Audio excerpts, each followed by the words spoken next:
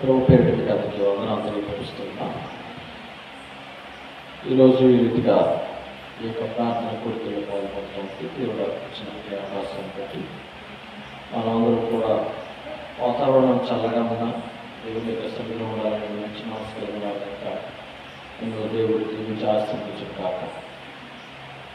అయితే ఈరోజు దేవుని యొక్క వాక్యాన్ని మత్తయి సువార్త 16వ అధ్యాయము 13వ వచనం చదువుకుంటూ ముందుకు రండి. మత్తయి సువార్త 16వ అధ్యాయము 13వ వచనం.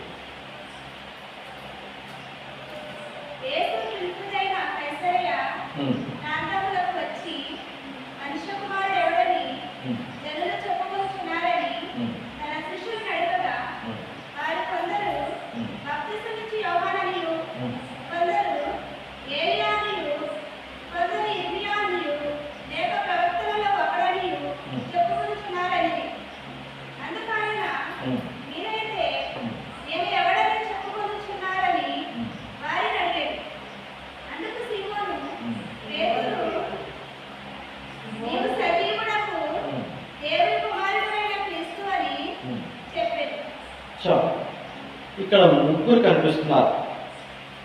యేసుక్రీస్తు ప్రభువారు నా గురించి మీరు ఏమనుకుంటున్నారు అని అడిగాడు. అలా అడిగిన ముందు ఫస్ట్ ఏమన్నాడంటే, ఫస్ట్ నుంచి చూద్దాం. జనులు ఏమనుకుంటున్నారు? యేసు ప్రభువారు ఏమడిగారంటే శిష్యుల్ని అడిగారు, జనులు నా గురించి ఏమనుకుంటున్నారు? ఇంత పరిచర్యలో భాగంగా అనేక ప్రాంతాల్లో మనం నడుతున్నాం, అనేక రీతిలుగా తిరుగుతున్నాం. అసలు ఏమనుకుంటున్నారు? నా గురించి ఏమనుకుంటున్నారు? ఇక రెండవది, జనులతో పాటు అసలు శిష్యులు ఏమనుకుంటున్నారు? శిష్యులు ఏమనుకుంటున్నారు? అయితే యేసుక్రీస్తు ప్రభువారే అలా అనినప్పుడు అనేక మంది క్రీస్తును అనుసరించి వెంబడించినటువంటి వారు, సంఘములుగా కట్టబడినటువంటి వారు, స్వార్థికులుగా సిద్ధపడినటువంటి వారు, వారి జీవితాల్లో కూడా వారు కూడా ప్రశ్న వేసుకోవాలా లేదా? ఏమైనా వేసుకోవాలి? ఇంత స్వార్థ సేవ చేస్తున్నారు కదా, అసలు విశ్వాసులు ఏమనుకుంటున్నారు? ఈ పరిచయంలో ఒక స్వార్థకుడుగా, నేను సేవకుడుగా అనేక చోట్ల తిరుగుతున్నాను కదా, ఈ ప్రాంతం నేను తిరిగినటువంటి ప్రాంతంలో నా గురించి ఏమనుకుంటున్నారు అని ఒక సువార్తను ఖచ్చితంగా తనకు తను ఒక ప్రశ్న వేసుకోవాలి.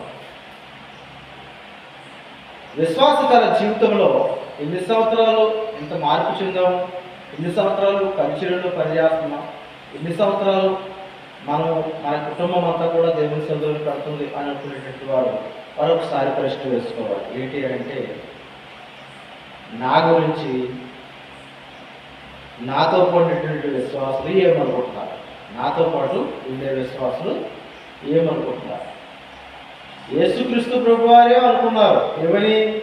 అసలు నా గురించి మీరు ఏమనుకుంటున్నారు? జనులు ఏమనుకుంటున్నారు? శిష్యులు ఏమనుకుంటున్నారు అని అడిగినప్పుడు జనుల గురించి చెప్పలేకపోయారు, కానీ అసలు మీరేమనుకుంటున్నారు అని శిష్యులను అడిగినప్పుడు అందరూ చెప్పలేరు కదా.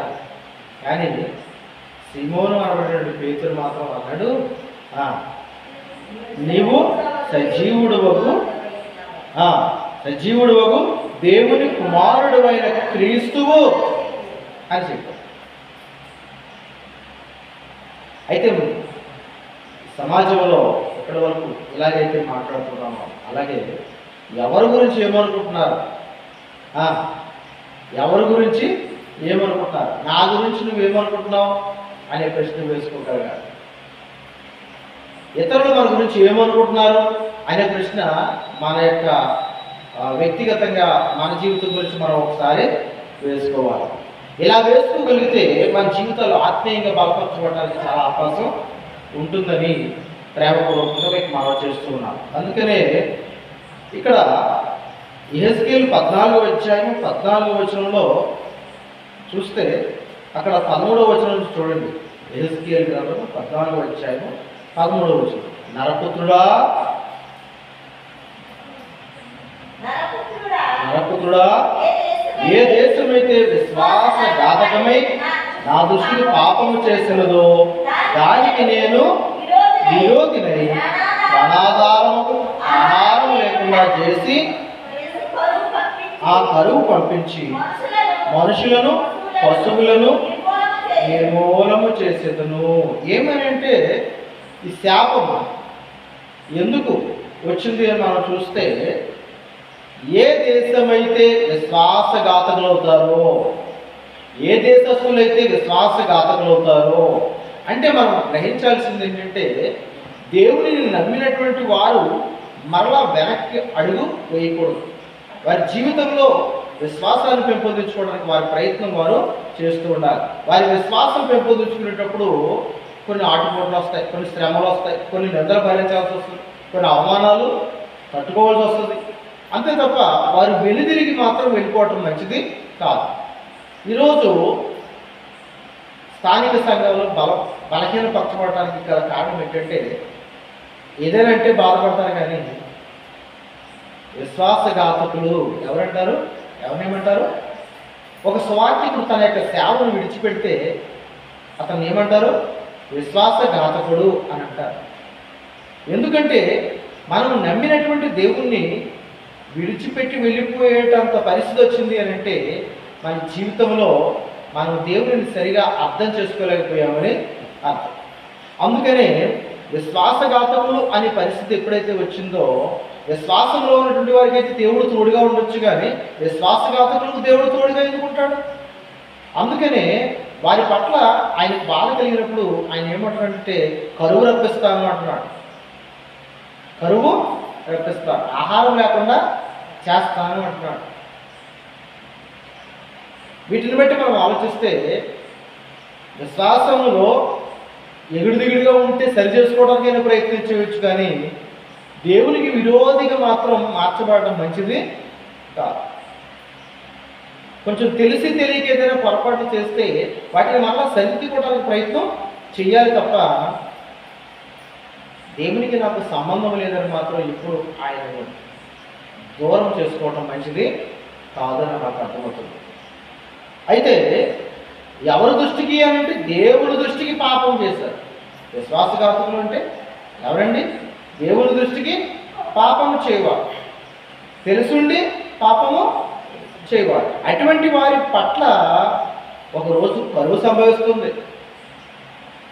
వారి వైపు దేవుడు చూడలేడు, వారి మొర ఆలకించలేడు, వారిని కొంతకాలము వేదనకు గురి చేస్తాడు. తర్వాత మరలా ఆయన ప్రేమ కలిగిన వాడు కనుక తర్వాత కలుపుకోవచ్చు. అయితే వీటిలోనట ఆ 14వ వచనంలో ఒక మాట రాయబడి ఉంది.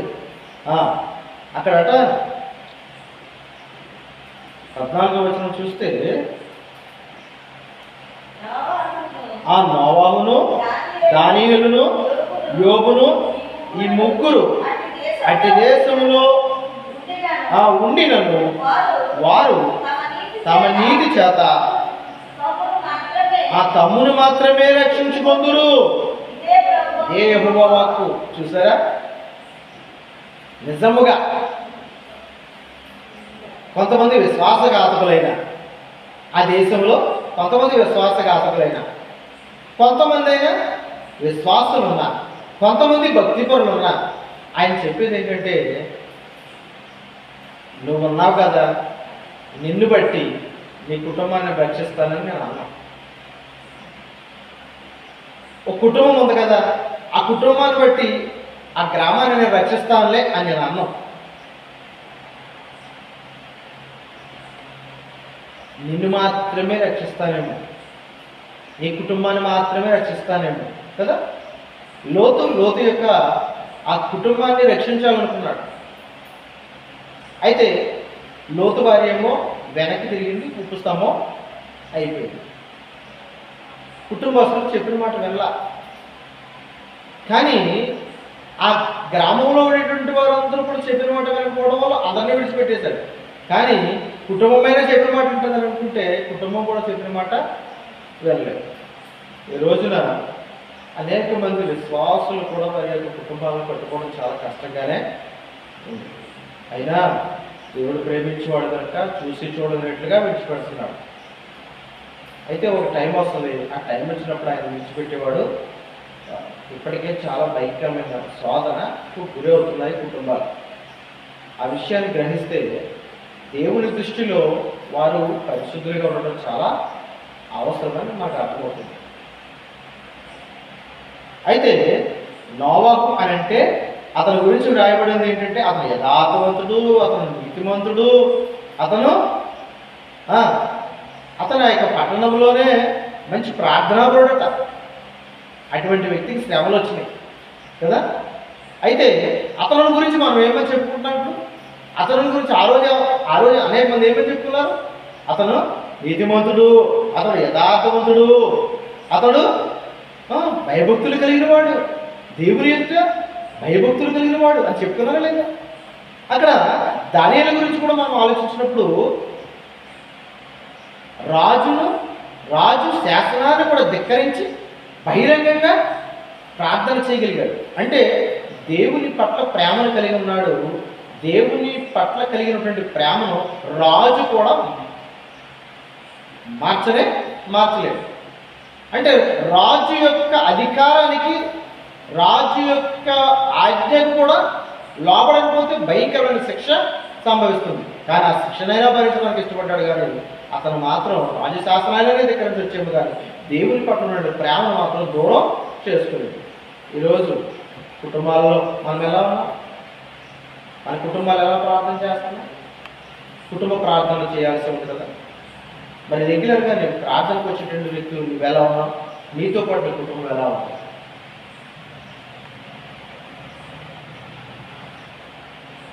ఇక వీటన్నిటిని కూడా మనం పరిశీలన చేసుకోవాలి. మన గురించి మనం ఏదైనా అనుకోవాలి. యేసుక్రీస్తు ప్రభువారు తన గురించి ఏమనుకుంటున్నారు అని చెప్పేసి అడిగారా లేదా? ఆ రోజు నోవాహు గురించి అతను ఎటువంటి వాడు అని చెప్పగలిగాడా లేదా దేవుడు? నోవాహు జలప్రళయం రాకముందు అతని క్యారెక్టర్ ఎటువంటిదో చెప్పగలిగాడు. అతను ఎటువంటి వాడో చెప్పగలిగాడు. దానియేలు ఎటువంటి వాడు అనేది తర్వాత కూడా తెలిసింది. అతను దేవుని పట్ల ఎలా నిలబడి ఉండగలవాడు. అందుచేత అక్కడ నెబుకద్నెజరు రాజుగారే అన్నాడు, దేవునికి భయపడేవాడు. దానియేలు గారు ఎవరో దేవునికి భయపడేవాడు. ఎవరికి భయపడాడంటో? మనుషులకు భయపడతాడు, దేవునికి భయపడతాడు. ఒక మంచి సర్టిఫికేట్ పొందాడా లేదా? అక్కడ యోబు గారి గురించి కూడా చూస్తే ముగ్గురు ఫ్రెండ్స్, స్నేహితులు ఏమన్నారు? శ్రమలు వచ్చినప్పుడు, బాధలు వచ్చినప్పుడు, కష్టం వచ్చినప్పుడు నీ విడిచిపెట్టానన్నారు. నీ విడిచిపెట్టానన్నా ఆయన మాత్రం విడిచిపెట్టరు. ఎందుకంటే అతను యథార్థవంతుడు, మధ్యలో దారి తప్పిపోయేవాడు కాదు. ఆయన చెడుతనమును విసర్జించిన వ్యక్తి. యోబు గారి గురించి చెప్పబడింది ఏంటంటే చెడుతనమును విసర్జించిన వ్యక్తి. దేవుడు చెప్పాడు. తర్వాత ఫైనల్కి ఆ యొక్క వారు ఫ్రెండ్స్ కూడా చెప్పారు, ఆ గ్రామస్తులు కూడా చెప్పారు, యోబు చాలా పద్ధతి కలిగినటువంటి వాడు, క్రమం కలిగినటువంటి వాడు, దేవుడు అంటే భయపడేవాడు అని చెప్పేసి అతని గురించి మంచి సర్టిఫికెట్ ఇచ్చారు. మంచి సర్టిఫికెట్ ఎప్పుడు వ్యర్థం కాదు, దేవుని ఎదుట ఖచ్చితంగా ఆమోదించబడతాం. అయితే మనం జ్ఞాపకం చేసుకోవాల్సింది ఏంటంటే అపోస్తల కార్యములు 10వ అధ్యాయము 1వ వచనం, 2వ వచనం, 3, 4వ వచనంలో చూస్తే ఒక వ్యక్తి కనిపిస్తాడండి.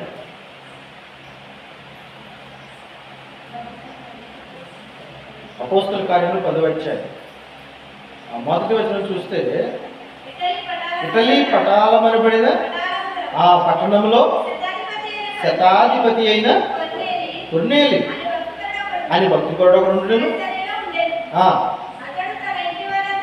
అతడు తన ఇంటి వారందరితో కూడి దేవుని యందు భయభక్తులు గలవాడై ఉండి ప్రజలకు బహుధర్మము చేయొచ్చు ఎల్లప్పుడూ దేవునికి ప్రార్థన చేయవాడై అన్నాడు. చాలు తర్వాత చదువుతాం.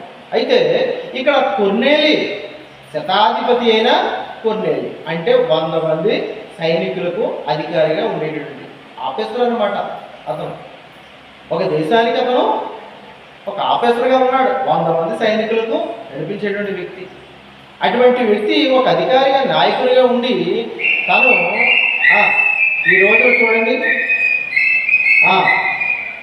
చదువుకోలేనటువంటి వారు ఎవరైనా ఉంటే దేవుని సొంతలో లోపడి ఉంటారు. కూలి పనికి వెళ్ళేటటువంటి వాళ్ళు ఉంటే దేవుని సొంతలో లోపడి ఉంటారు. మీరు ఆలోచించండి, టౌన్స్లో పెద్ద పెద్ద ఆఫీసర్లు దేవుని మందిరంలో కూర్చుంటున్నారండి. వారి ఐఏఎస్లు, ఐపీఎస్లు, ఆర్మీ, నేవీ, ఎయిర్ ఫోర్స్ వారి వారి ప్రాంతాల్లో గొప్ప గొప్ప స్థానాల్లో నుండి కూడా ఎన్నో పనులు ఉంటాయండి. వారికి బిజీ అండి. వారి ఫోన్ ఎప్పుడు కూడా రింగ్ అవుతూనే ఉంటుంది. వారి ఫ్యామిలీ గురించి కూడా బాధ్యత తీసుకోవడానికి కూడా అవకాశం ఉండదు. అటువంటి బిజీ షెడ్యూల్లో ఉన్నటువంటి వారు కూడా సంఘాలకు పెద్దలుగా ఉంటారు. అలాగే ఆ యొక్క గ్రామంలో, ఆ ప్రాంతంలో ధర్మకార్యాలు చేస్తూ ఉంటారు. వారు సమాజానికి సేవ చేస్తారు, దేవుని సేవ చేస్తారు. వారు దేవుని భయపడుతూ ఉంటారు. ఒక దైవజనుడు వచ్చేటప్పటికి అగ్గలాడుతూ ఉంటారు. వారి కుటుంబం దగ్గరికి ఒక దైవజనుడి యొక్క జీవితం ఎలా ఉంటుందంటే ఆ యొక్క ఆఫీసర్కి ఏమాత్రము కూడా తాహతకి సరిపోడు ఈ దైవజనుడు. అయినా ఆ దైవజనుడు అంటే అగ్గలాడుతూ ఉంటాడు. ఈ రోజున కొన్ని గ్రామాలలో కానీ, కొంతమంది కుటుంబాలలో కానీ బలహీనత ఏంటంటే మనకు 1 లక్ష రూపాయలు ఉంటే ఇక మనం పట్టుకోలేము. ఇక మన ముఖాలు వెళ్ళిపోతూ ఉంటాయి, లోకంలో కలిసిపోతూ ఉంటాయి.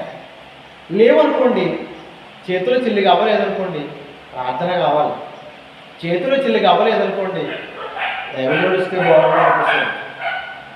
మనకు ఏదైనా ఆర్థిక పరంగా బలంగా లేదనుకోండి, అప్పుడు ఖచ్చితంగా వాక్యం వినాలని, దేవుని మందిరానికి వెళ్ళాలని ఆసక్తి కలిగి ఉంటాం. మరి ఎందుకు ఇలా మార్పులు చెందుతున్నాయి? దానికి కారణం డబ్బు మన చేతుల్లోకి వచ్చేటప్పటికో, అధికారం మన చేతుల్లోకి వచ్చేటప్పటికో, ఉద్యోగం ఉందనేటువంటి ధైర్యంతో మన జీవితంలో ఎంతకాలం గడుపుతాం? మానవుల జీవితంలో ఎప్పుడు కూడా ఆరోగ్యంగానే ఉంటున్నామా? బలహీనత వస్తే మూలపడుతున్నాం. అటువంటిప్పుడు ఎవరు కాపాడుతున్నారు? ఎవరు ఆరోగ్యాన్ని ఇస్తున్నారు? ఎవరు నిలబడుతున్నారు? మళ్ళా అందుచేత దేవుని యందు భయభక్తులు కలిగి కొనసాగడం చాలా అవసరం. కుటుంబాల వారిగా దేవునిని భయభక్తులు కలిగి దేవునిని మహిమపరచాలి, దేవునిని గనపరచాలి, దేవుని యందు ప్రార్థన చేసుకోవాలి, కుటుంబ ప్రార్థన చేసుకోవాలి. అయితే మీ జీవితాల్లో దేవునికి దగ్గర అవడానికి ఏ విషయాలు అయితే ఉన్నాయో ఆ విషయాలన్నింటినీ కూడా సిద్ధపరచుకోవాలి. దేవునికి దూరం అయిపోయేటువంటి విషయాలు ఏవైతే ఉన్నాయో వాటి నుంచి జాగ్రత్త పడటానికి ప్రయత్నం చేయాలి. అందుకనే 100 మంది సైనికులకు అధికారి అయినటువంటి వ్యక్తి, కొర్నేలి అనేటువంటి వ్యక్తి ఇలా భయభక్తులు కలిగి ఉన్నప్పుడట తెల్లవారుజామున 3 గంటలకి ఎవరు వచ్చారు? ఒక దూత వచ్చాడు.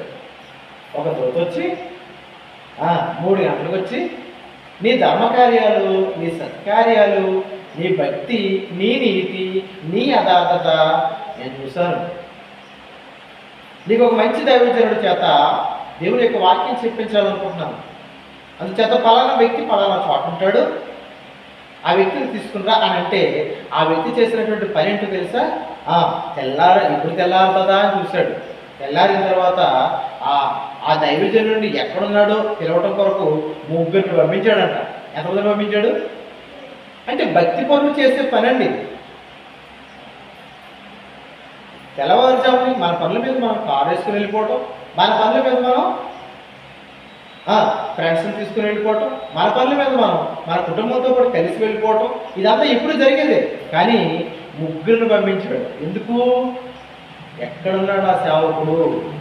నా దేవుడు నా ఇంటికి ఒక సేవకుడిని పంపిస్తున్నాడు అని చెప్పేసి ఆ సేవకుడు దొరికటం కొరకే, వెతకటం కొరకే 3 పంపించాడు. 3లోనూ అతను సైనికాధికారి కనుక సైనికాధికారి కూడా ఏం చేశాడో తెలుసా?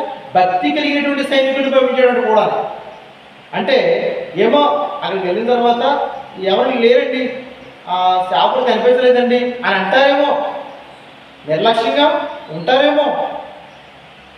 అతను వెళ్ళారు కానండి, అతను నాకు కనిపించలేదండి, అతను వెళ్ళారు కానండి అతను ఎక్కడున్నాడో తెలియలేదండి అనే మాట వస్తుందేమో అనేటువంటి ఉద్దేశంతో భక్తి కలిగినటువంటి సైనికుడిని పంపించాడు.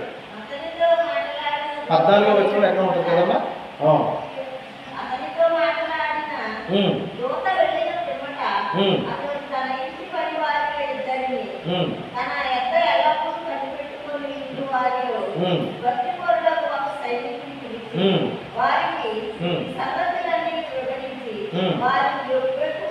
చాలు. ఇలా పంపించడం అంటే మాటలు కాదు. ఎటువంటి వ్యక్తిని పంపించాడు? ఖచ్చితంగా నా విధానంలో ఎలాగైతే మొదలుకుంటానో నా విధానానికి తగినట్లుగానే దేవునికి లోబడి దేవునికి సమీపస్తుడిగా ఉన్న వ్యక్తిని పంపించాలనుకున్నాడు. ఇతను పంపించాడు. మరి ఇద్దరు పంపించిన తర్వాత ఇతను ఎందుకు పంపించాడు? మూడో వ్యక్తిగా. దాని అర్థం ఏంటంటే ఏమో ఆ ఇద్దరు వెళ్ళిన తర్వాత ఏమో కనిపించలేదండి అని అంటారేమో, వెతికాం కానీ దొరకలేదండి అని అంటారేమో, అతను ఎవరో తెలియలేదండి, అడ్రస్ నాకు తెలియలేదండి అని అంటారేమో అనే ఉద్దేశంతో నమ్మకంగా ఉండడం కొరకు భక్తిపరుండే ఒక సైనికుడు కూడా పంపించాడు. ఈ రోజున ప్రతి వ్యక్తి కూడా లోబడటానికి సిద్ధపడుతున్నారండి. ఎవరు కూడా దూరంగా ఉండటానికి ఇష్టపడటం లేదు. మీరు ఆలోచించండి, ఈ భూమి మీద చాలామంది కర్కశంగా మాట్లాడుతున్నారు, కఠినంగా మాట్లాడుతున్నారు. కులాలు, మతాలు, వైరుధ్యాలు, భేదాభిప్రాయాలు ఎంత భయంకరమైనటువంటి పరిస్థితుల్ని చూపిస్తున్నారో మీకు అర్థమవుతున్నాయి కదా. ఇటువంటి పరిస్థితుల్లో కూడా భక్తి కలిగి ఉంటే మనం ఎలా నెమ్మది కలిగి ఉండగలమో, నెమ్మదిగా మాట్లాడగలమో మనకు అర్థమవుతుంది. నెమ్మదిగా ఉన్నటువంటి వారిని కుదురు లేకుండా చేసేటువంటి వారు కూడా బ్యాచ్ ఉంటుందండి. నెమ్మది కలిగినటువంటి వారిని కుదురు లేకుండా చేసే బ్యాచ్ కూడా ఉంటుంది. అటువంటి పరిస్థితుల్లో కూడా దేవుడు మన పక్షంగా ఉండడానికి సిద్ధంగా ఉంటాడు. మనం మాత్రం మన భక్తిని కనపరుచుకునేందుకు కొనసాగాలి. మనం భయభక్తులు కలిగి ఉండాలి దేవుని యొక్క. కొన్నేళ్ళు ఆ సేవకుడు పిలిచిన తర్వాత మీరు ఆలోచించండి, ఆ సేవకుడు పిలిచేటప్పుడు కట్ట, ఇంటికి వచ్చేటప్పుడు కట్ట ఎవరెవరిని పిలుచుకున్నాడో తెలిసే ముందు తన తోడబుట్టులందరినీ పిలుచుకున్నాడట, రక్త సంబంధులందరినీ పిలుచుకున్నాడట, రక్త సంబంధులందరితో పాటు బంధువులను కూడా పిలుచుకున్నాడు. అలాగే ఈ ఫోన్ ద్వారా ఎవరితో మాట్లాడతారు కదా, అప్పుడైతే ఫోన్లు లేవేమో. ఇప్పుడైతే ఆ భక్తి కలిగినటువంటి వారు చేసే పని ఏంటంటే ఫోన్లో టచ్లో ఉండేటువంటి వాళ్ళందరూ పిలుచుకుంటాడు. మాకు సువార్తలు వస్తున్నాడు, దేవుడి వాక్యాన్ని అందిస్తాడు, మనం అందరం విందాం అని చెప్పేసి చక్కగా అందరినీ కలుపు కూర్చోబెట్టుకుంటాడు. కొన్నేళ్ళైనటువంటి వ్యక్తి తన బాధ్యతను నిర్వర్తిస్తూ తోడబుట్టులను పిలుచుకున్నాడు, బంధువులు పిలుచుకున్నాడు, తన ఇరుగు పొరుగు వారిని కూడా పిలుచుకున్నాడు. తనకి తన ఇంటికి ప్రేమపూర్వకంగా వచ్చేటటువంటి వారందరినీ పిలిచాడు. ఈ రోజున మనకి ఏదైనా ఒక పెళ్లి ఉంటే పిలుస్తాం, పుట్టినరోజు ఉంటే, పిల్లల పుట్టినరోజు ఉంటే పిలుస్తాం. కానీ సేవకుడు వచ్చేటప్పటికే ఒక బలమైనటువంటి పండగలుగా చేసుకునేటటువంటి కుటుంబం ఉందా? భార్య ఉంటే భర్త వెళ్ళిపోతాడు, భర్త ఉంటే భార్య వెళ్ళిపోతుంది, ఆ తల్లిదండ్రులు లేకపోతే పిల్లలు ఉంటారు. అంటే సేవకుడు వచ్చి ఎవరికి ప్రార్థన చేయాలా, ఎవరికి వాక్యం చెప్పాలా, ఎందుకు వచ్చాడు ఆయన? మరి నీ ఇంటికి ఒక తోడబుట్టిన బంధువు వస్తే నువ్వు అలాగే తప్పుకుని వెళ్ళిపోతావా? ప్రయాణం చేసాం, మేము ప్రయాణం చేయడానికి సిద్ధపడ్డాం. అప్పటికప్పుడు ఒక సువార్తికుడు వచ్చి మాతో మాట్లాడటానికి ముందుకు వచ్చాడు. అటువంటిప్పుడు మేము ఒక అరగంట సేపు అతనితో మాట్లాడి మేము ఆ ప్రయాణాన్ని తర్వాత నెమ్మదిగా వెళ్ళాం తప్ప అతను దాటుకుని మేము వెళ్ళిపోలేకపోయాం. ఎందుకంటే దేవుని ఆత్మ మమ్మలను ఏం చేస్తుందంటే, ఇదిగో ఈ సేవకుడు వచ్చినప్పుడు ఆ సేవకుడు యొక్క ఉద్దేశాన్ని తెలియపరుచుకుని ఆ సేవకుడు ఏదైతే చెప్పాలనుకుంటున్నాడో చెప్పనిచ్చి వాటికి అంగీకారంగా సమాధానంగా చేసిన తర్వాత ఆ సేవకుని పంపించిన తర్వాత నువ్వు వెళ్ళాలి. అది గౌరవప్రదమైనది. దేవుని ఆత్మతో నింపబడినటువంటి వారు స్వార్థకులకు తగిన గౌరవాన్ని ఇస్తారు ఇంట్లో. అందుకనే నిన్న కాక మొన్న ఒక మీటింగ్లో మాట్లాడినప్పుడు ఒక సువార్తికుడు అన్నాడు, దర్శనాలకి అంటే కుటుంబ దర్శనాలకి వెళ్ళాలి, సంఘం బలంగా ఉండాలంటే అని ఒక మాట ఒక ఆయన అన్నాడు. ఇప్పుడు ఇంకొక సేవకుడు అన్నాడు, ఇంకొక అరగంట పోయిన తర్వాత ఇంకొక వాక్యం చెప్పేటప్పుడు, ఏమండి మనం వెళ్ళి ప్రార్థన చేసి వచ్చేసేటట్లుగా అయ్యి ఉంటే కనుక ఏ ఇంటికి కూడా వెళ్ళటం అనవసరం. మనం వెళ్తే ఆ కుటుంబం అంతా కూడా ఉంటుంది అని అనుకునే ఇంట్లోకి వెళ్తే మనం కాసేపు వాక్యం చెప్పి రావచ్చండి. ఆ కుటుంబాన్ని బలపరచడానికి అవకాశం ఉంటుంది. అటువంటి కుటుంబాల దగ్గరికి అయితే వెళ్ళండి. అంతేగాని ఇంటింటికి దర్శించడానికి వెళ్ళడం మంచిది కాదు. వెళ్ళాల్సి వస్తే వారే ఏమన్నా తెలుసా, అయ్యా సేవకుడా ఫలానా రోజు మా కుటుంబం అంతా కూడా మీకోసం ఎదురు చూస్తుంది, మీరు మా ఇంటికి రండి అని ఆహ్వానించాలి. అలా ఆహ్వానించిన రోజు మీరు కూడా దైవజనుడు సిద్ధపడి ఉండాలి. చక్కగా ఆ టయానికి వెళ్ళాలి. కొంచెం ప్రార్థన చేయడమే కాకుండా కొంచెం వాక్యం చెప్పి ఆ కుటుంబాన్ని ప్రోత్సహించి బలపరిచి రావాలి. ఇది విధానం. అంతేగాని పనిగట్టుకుని 100 కుటుంబాలు ఉన్నాయి కదా, 100 కుటుంబాలని ఈ నెలలో దర్శించేద్దాం అని చెప్పేసి వెళితే వాళ్ళకి చులకనగానో ఉండొచ్చు. లేకపోతే మీరైనా ఒక రోజు మీ పనులన్నీ బయట పనులన్నీ మానుకుని ఆ పనులు చేయటం వల్ల సంఘం బాగుంది. ఎందుకు వస్తున్నారు అంటే నువ్వు దర్శించడం వల్లే వస్తున్నారు, అంతే తప్ప దేవుని దర్శనం కోసం మాత్రం కాదు అని అర్థమైపోతుంది. నీ మీద ప్రేమతోనే వస్తున్నారు. నువ్వు పలకరిస్తున్నావు కానీ వస్తున్నారు. నువ్వు పలకరించకపోతే వారు రారు. అందుకని దేవుని గురించి నువ్వు రెప్పించాలి తప్ప నిన్ను చూసి మాత్రం రెప్పించకూడదని చెప్పేశారు దైవజనుడు. అటువంటి కుటుంబాలు ఏంటి? సేవకుడా ఈ వారంలో పలానా రోజు, ఏ రోజైనా పర్వాలేదు, పలానా రోజు మీరు ఖాళీగా రోజు ఒకరోజు నేను ఫోన్ చేసి పలానా రోజు రండి, నేను నా భర్త పిల్లలు, నేను నా భార్య పిల్లలు, నా తల్లిదండ్రులు మేము కలిసి కూర్చుంటాము అని చెప్పేసి మీ కుటుంబ ప్రార్థనలో ఏదో ఒక రోజు నా నెలలో ఒక్కరోజు ప్రార్థన కోసం స్వాతిని పిలిచారా? అక్కడ కొన్నేని ముగ్గురిని పంపించి ఆ స్వాతిని పిలిచి అక్కడ బంధువులు పిలిచాడు, రక్త సంబంధం పిలిచాడు. మొత్తం తన యొక్క సైనికులు, శతాధిపతి కదా, తనకి ప్రేమ కలిగినటువంటి వారిని తను ఇష్టపడినటువంటి తనంటే ఇష్టపడి ఆ పిలుపుని స్వీకరించేటటువంటి వ్యక్తులందరినీ కూడా పిలిచాడు అనమాట. పిలిచి పేతురు ఇంట్లోకి వచ్చేటప్పటికల్లా సాష్టాంగ నమస్కారం చేశాడంట. ఎంత ఎంత సంతోషమో, ఎంత ఆనందమో, పట్టరాని ఆనందం అన్నమాట. నిజంగా ఈరోజు మన కుటుంబాలలో అనేక మంది పిల్లలు దేశ విదేశాలు తిరుగుతున్నారండి. వాళ్ళు వచ్చినప్పుడు ఎంత సంతోషం ఉంటుంది, ఎంత సంబరం ఉంటుంది. బంధువులు, చుట్టాలు, స్నేహితులు ఎంత నవ్వుకోవడం. మరి స్వాతికుడు వస్తున్నప్పుడు కూడా ఆ యొక్క ఆనందం ఏ ఇంట్లో కనిపిస్తుందో ఖచ్చితంగా ఆ యొక్క ఇల్లు దేవుని దయ పొందుకుంటుందని నేను తెలియపరుస్తున్నాను. అయితే వారు పేతురుని ఆహ్వానించడమే కాకుండా స్వార్థ ప్రకటించుకోవడమే కాకుండా వారు వినడమే కాకుండా వారు కూడా ఆ స్వార్థను వ్యాప్తి చేయడానికట ఆ స్వార్థికునికి సహకారంగా ఉన్నారు. ఇంకా పేతురు గారు ఎక్కడికి వెళ్ళినా ఏ ప్రాంతంలో లోటుపాట్లు వచ్చినా ఖచ్చితంగా ఏం చేస్తారు?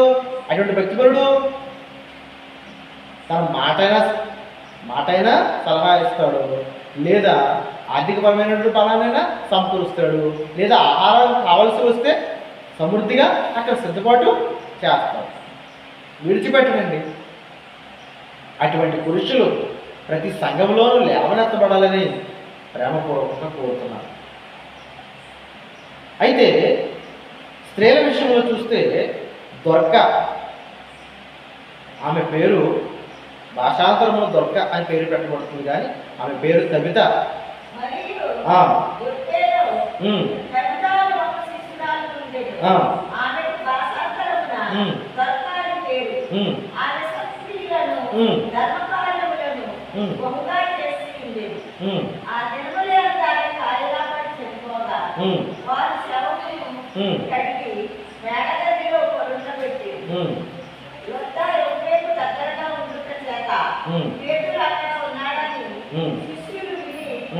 అక్కడ మన ఎద్దకు రావాలని వేడుకొనుటకు ఇద్దరు మనుషులను అతని ఎద్దకు పంపి.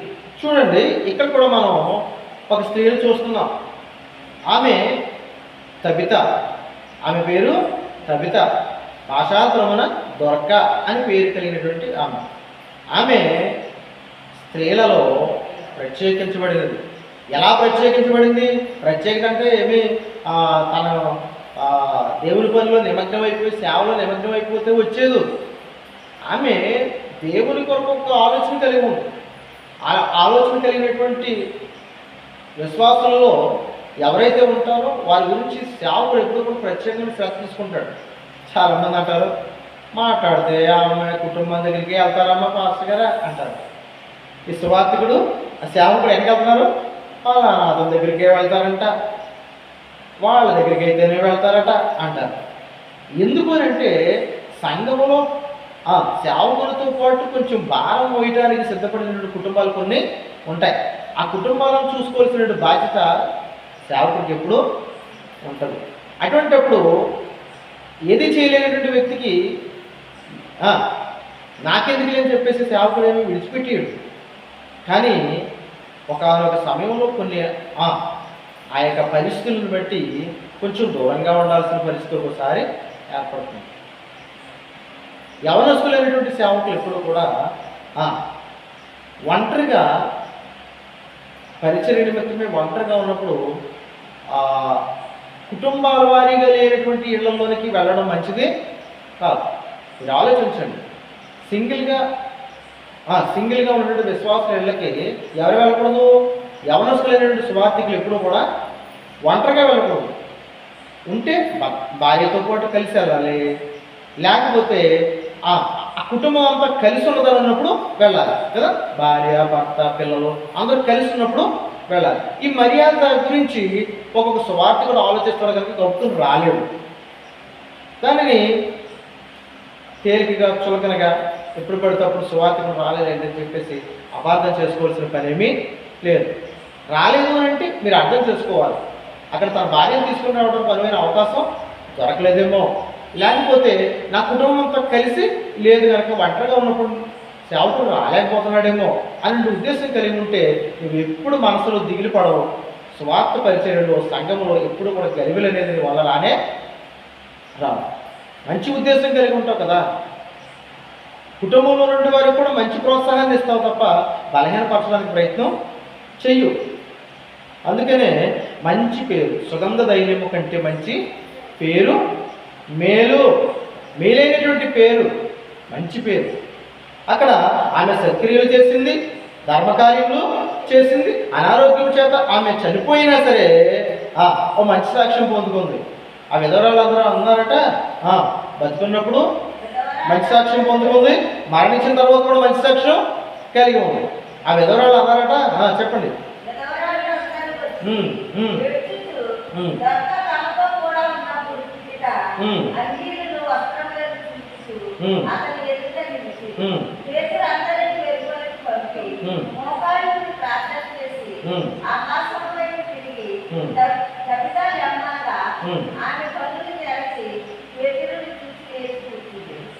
అక్కడ లేచి కూర్చున్న తర్వాత ఎవరికి అప్పు చెప్పాడు పేతురు గారు?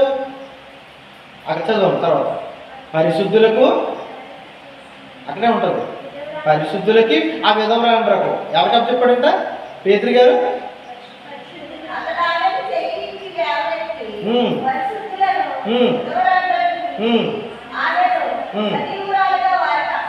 అదే పేతురు గారు ప్రార్థన చేసిన తర్వాత ఆమెను బ్రతికించిన తర్వాత ఎవరికి అప్పు చెప్పాడు?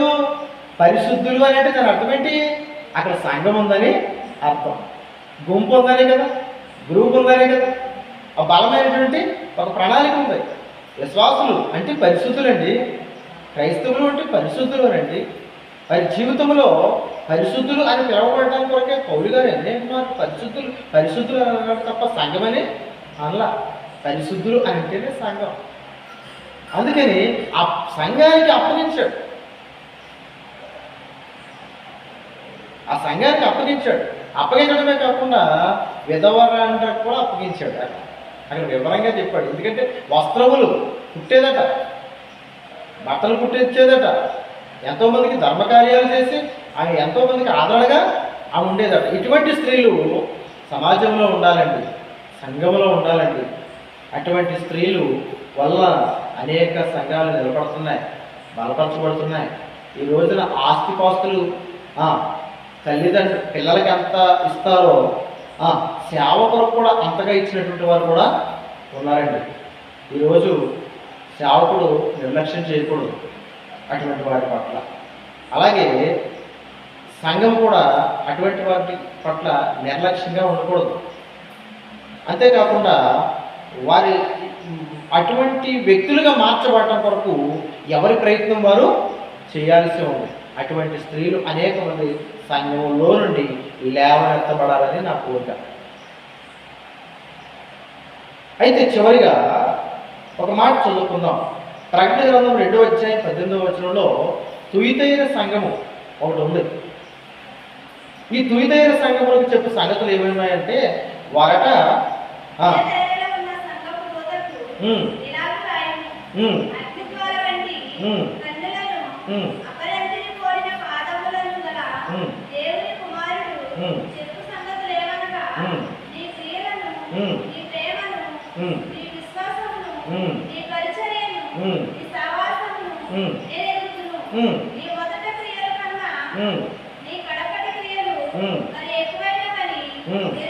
చాలు, ఇక్కడ ఆగండి, తర్వాత మాట్లాడదాం.